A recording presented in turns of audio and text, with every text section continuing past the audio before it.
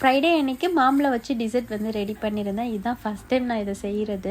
இந்த ரெசிப்பியை ரீல்ஸில் தான் பார்த்துருந்தேன். பார்க்கும்போதே சேவ் பண்ணிட்டேன். ஏன்னா 2 இன்க்ரீடியன்ட்ஸ் வச்சு இதை சமைச்சிடலாம். அதுவும் இப்போ மாம்பழம் சீசன், கண்டிப்பாக சமைச்சிடணும். நம்மளும் வாளிக்குள்ளே வச்சுருந்த மாம்பழம் எல்லாமே நல்லா பழமாயிருச்சா, சரி ஒரே ஒரு மாம்பழத்தை வச்சு ட்ரை பண்ணலாம் அப்படின்னு சொல்லி அந்த மாம்பழத்தை வந்து கட் பண்ணி வச்சுட்டேன்.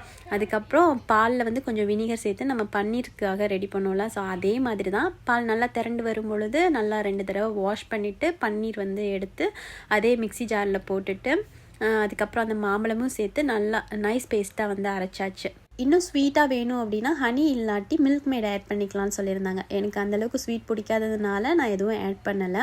ஸோ அதை ஒரு கிளாஸில் போட்டு செட் பண்ணி அதில் கொஞ்சம் மாம்பழம்லாம் குட்டி குட்டியாக கட் பண்ணி அதையுமே சேர்த்து 2 ஹவர்ஸ்க்கு ஃப்ரிட்ஜில் வச்சுட்டேன். நல்லா ஜில்லுன்னு சாப்பிட்றதுக்கு சூப்பராக இருந்துச்சு. பட் நான் ஒரு குட்டியாக மிஸ்டேக் பண்ணிட்டேன். பன்னீர் கொஞ்சம் அதிகமாக சேர்த்துட்டேன். ஸோ மாம்பழம் டேஸ்ட்டை விட பன்னீரோட க்ரீமியான ஃப்ளேவர் தான் வந்து அதிகமாக இருந்தது.